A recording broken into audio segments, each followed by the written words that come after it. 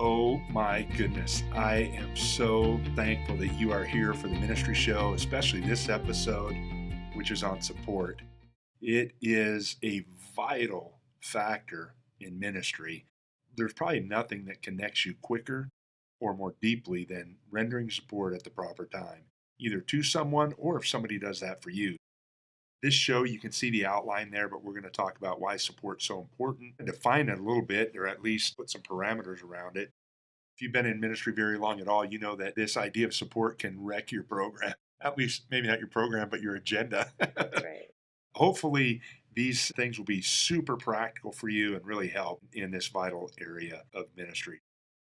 When it comes to support, you can be assured of this: they're going to need you, or they're going to need somebody. Nobody makes it through ministry on their own. In fact, even Jesus needed support in his ministry numerous times. And I'm especially drawn to that garden scene. Have you been there, Pam, where you've needed the support of those that are close around you and you didn't get it? Oh, yeah. Oh my It's gosh, painful. what a heartbreak. Well, that happened to Jesus, and we want to make sure that that doesn't happen to our people in ministry because they are going to need you. But when it comes to support, since we know that people are going to need it, we cannot plan for it and then get sucked into that whirlwind of support and reactivity, Right. and everybody else's thing is urgent and my agenda goes out the window. Pretty soon we don't even have a good evening at home because we didn't get done what we need to get done. We did this, that, and the other thing, and we really didn't move our mission forward. But we can create some calm in the chaos if we understand: A, everybody's going to need support, but B, everybody doesn't need the same amount of support at the same time. So we can pseudo plan for support. So we want to build a system and a structure for that support.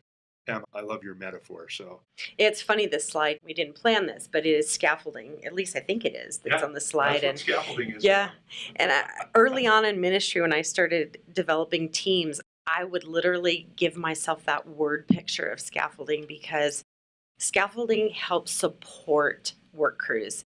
It was a constant reminder to me that I needed to come and support those that were on my teams and give them that servant leadership that they need and deserve.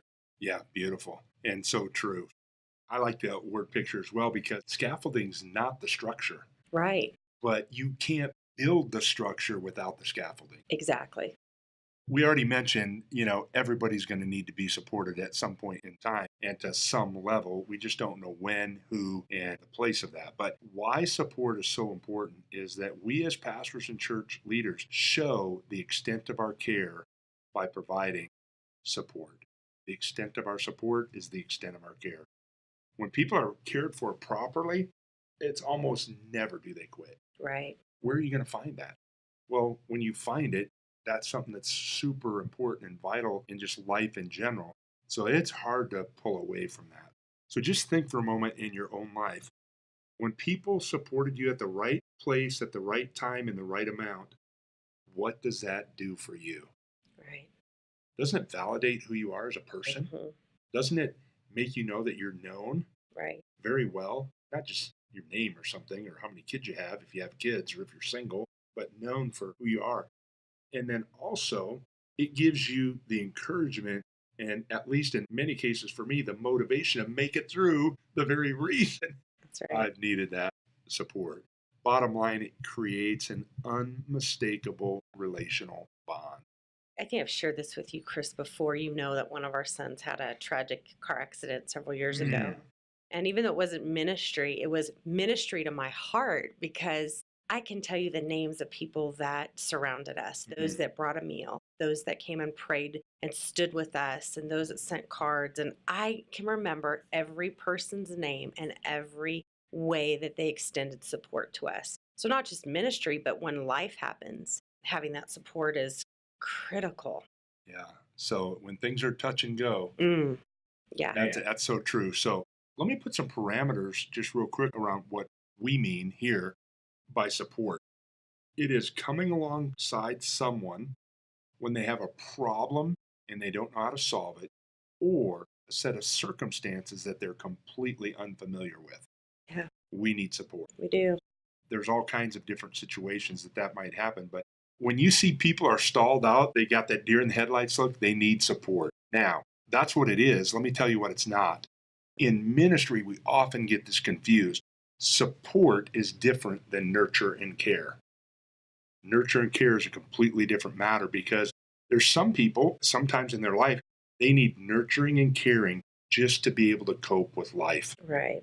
That's when we need to provide nurture and care with no expectation, no moving forward. When it comes to nurture and care, we need to be able to cope with life. Right. You needed support. Your son needed nurture and care. He needed to be brought back to a stable condition in order to go on with his life. That would be the difference there. Please hear us clearly. Support, problem you can't solve, set of circumstances that you got to make it through. That's completely unfamiliar to you. Nurture and care, I need to get to a point of stability in my life. The two areas of support, we have proactive support and reactive support. And really in ministry, there's always both. Here's the hot tip. The better you are at providing proactive support, the less reactive support you're going to have to do. Right. And oh my gosh, when I understood this in ministry, thankfully it was decades ago, and began to institute some proactive support measures, my life got better instantly. Right. Because I didn't have different people pulling on me. Can you give some examples of what proactive support looks like? Yeah, I personally think, and I know others think, that effective training is proactive support. And I know that orientation training, which we talked about several shows ago, is proactive support. Right. Other things that are proactive support, making sure that things are prepared for people to do their job within the ministry. For example, in children's ministry, having the room set, having the equipment that's necessary. Do you need scissors? Do you need glue? Do you need for a craft or something like that? Do you have the proper equipment? Those are all proactive support. We know that we're going to need to render support at different times. And so do we have margin in our schedule for that? Do we have things that I don't know when it's going to happen, but I know that it's going to happen. It's going to happen sometime this week. So where can I schedule reading time or things like that that can be interrupted? Those kinds of things would be what I would call proactive support. And then finally, and we'll talk more about this, since you know that support is going to be required to anybody in ministry at some point in time, then we can create a system to render support to the right person at the right time, in the right way, in the proper dose, so to speak. Right. It's good. It's really good. Good examples.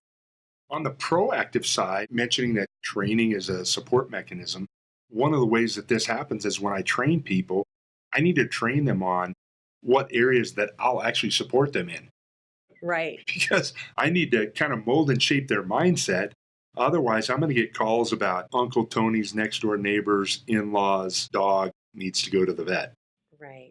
That's not my deal, Mhm. you know. If you've been doing ministry long at all, you know you can get all kinds of phone calls. I used to get, Pam, you might not believe this, but this is absolutely true. People would call me for telephone numbers of people in the church.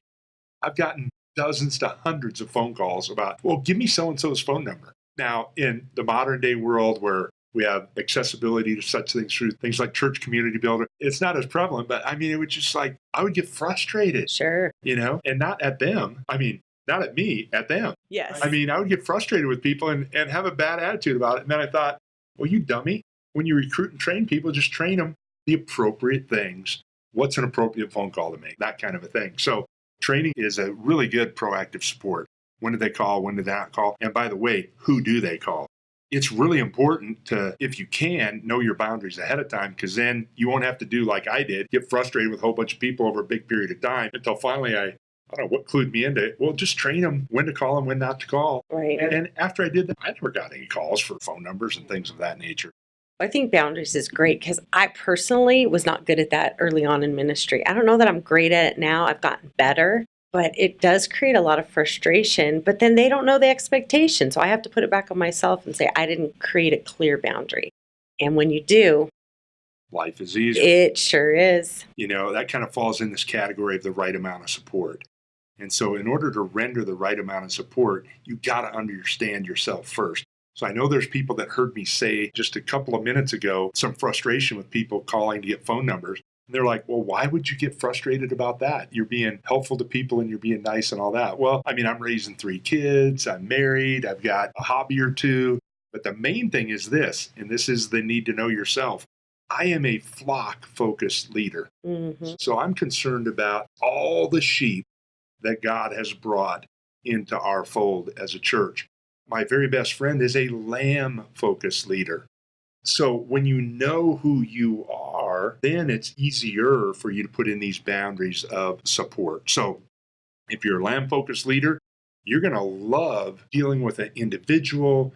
Now, here's the important thing about this. We need both. Right. Don't we? Yeah. If we're going to render support in proper doses, proper amounts, proper timing, and all of that, we need flock-focused leaders, but we also need lamb-focused leaders as well. Sure. And that's where I think understanding the 5 languages of appreciation at work. We've done that on our team, and some people need quality time, and that's great for that lamb, right? There you go. Some people need gifts. Some people need words of affirmation. What is their love language? What really motivates them? And then serve them in that way. But also expectations can set boundaries, and sometimes you need to be a little bit more specific because you may offer quality time and people, that's what they thrive in, but you still need to have a boundary around that. You can't have my quality time 24/7. So Yeah. you have to know as a leader, what is the boundary of that time you're going to give them? I don't know how much to get into this, but I have noticed that in general, very generally speaking, men and women feel supported differently. I agree. And you could probably talk to the women's side of that, but here's what I know on the men's side of it. We have to be careful about how much support we render, because sometimes we think we're taking care of a problem for a guy. Now I'm talking a guy, or primarily guys, and helping them out, but they feel disrespected or condescended to. Right.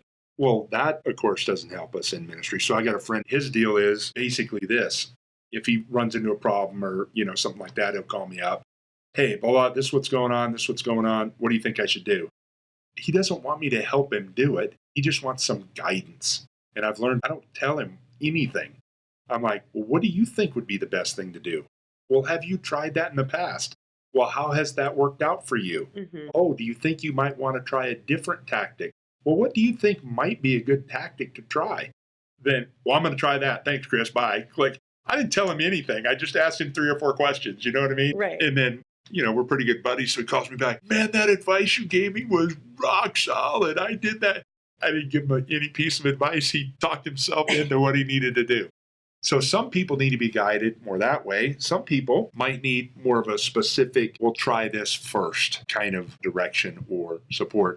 And some people you might actually need to come alongside and do with them, so on and so forth. So Sure. why don't you talk about this real quick from a female perspective and what differences there might be? Well, I know what I hear commonly with women is, and I've heard it even from my husband and guys that have been around the house, is sometimes men want to go into fix mode and women will start their conversation by saying, I want to share something with you and I don't want you to fix it. I just want you to listen.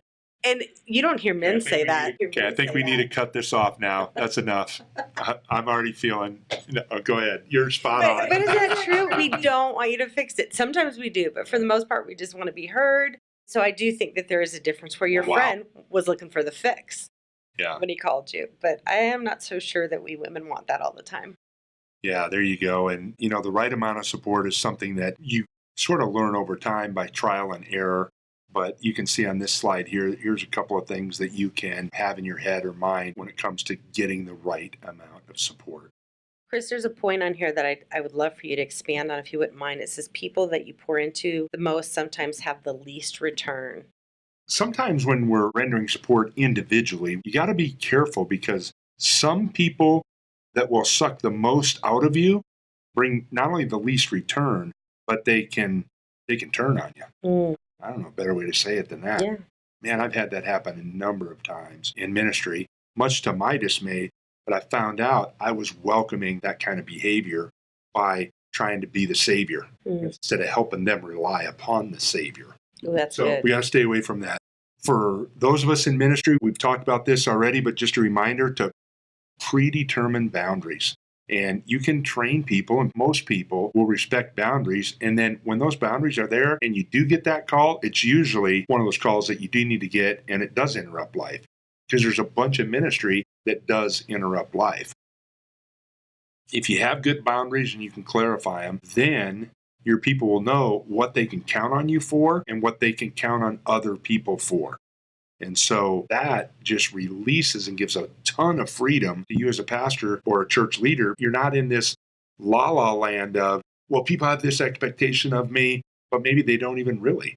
Well, we as leaders need to train what the expectation should be. Right. I think when we clarify our boundaries as well, Chris, it helps to prevent offenses that can happen. Because sometimes people think we're available 24/7 because we're in ministry and that it never shuts off. But having those boundaries is going to help prevent those offenses that can occur. Yeah, and then obviously, even with boundaries, they are encroached upon periodically for really good reasons.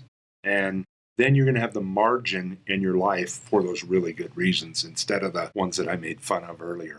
When you set up support, a couple hot tips. Number one, don't deploy multiple support systems. Just have one. In other words, don't try to create a coaching system and then a phone call system and then an email me system. And then, no, if you need support, here's what you do. It's good. Yeah. Bingo. And then here's the biggest mistake I see made when it comes to setting up support systems, things that will function that scale so that people get the right support at the right time from the right person. And that is, we try as pastors sometimes to systematize an anomaly. Anomaly, by definition, you can't systematize. It's a freak thing that happened. Right. Well, freak things happen. Don't try to make them part of a system because we can handle the one-off things that happen. What we need to systematize are the things that come up relatively predictably. You want to do the action item today, Pam? Identify and set appropriate boundaries based on the stage your church is in. One thing I learned early that really saved me was that even when you're small, whether you're a startup church, little church, think, can I duplicate what I'm doing right now with this individual 100 times and still be effective? And if the answer is yes, then do it. But if you can't, then don't. Think bigger. Your church isn't going to stay in this particular stage or size. It's going to grow. And so always think further down the road. And I don't know where I heard that years ago, but if you can duplicate it 100 times effectively, do it. My personality really likes to support others. So setting boundaries for me is something that I had to learn to do, and I have to continue to learn to do. It doesn't come easy for me, so I just need to do it. It has to be part of the action plan that I continue to do throughout ministry. Now, let me just mention one thing about these action items that Pam has mentioned. Go ahead and set the boundary. Don't worry about if it's in the right place or not. You can adjust the boundary later. It's impossible to adjust a boundary that is not already set. Good. Set the boundary, and then if you need to expand it or retract it, then you can do that. But at least set the boundary. So that's what this action item's about. It's not about setting the perfect boundary. It's about setting your own personal boundaries, and then you can expand or retract as time goes on. So next week, we are going to talk about support again, but you being in a position to give the support that you've always wanted when you've needed support. And so again, we want to thank our sponsors. Let me hone in on North Coast for just a second. This idea of support is such a big deal. We do coaching on this. North Coast is the perfect place. You can go to northcoasttraining.org, find out about the coaching. We do it together with Church Community Builder. Man, we'd love to help you further in this area. Once again, we'll just mention real quickly that Build gathering that's coming up. It's in November, and we'd love to see you there. You get all the information at buildgathering.com. Thanks again for spending your time with us. We really hope and pray that a seed thought or two has been gleaned by you to help you not only have your best year ever, but build the kind of ministry that is thriving and serving your people, not only at your church, but in your community. Until next week, when we see you again, God bless.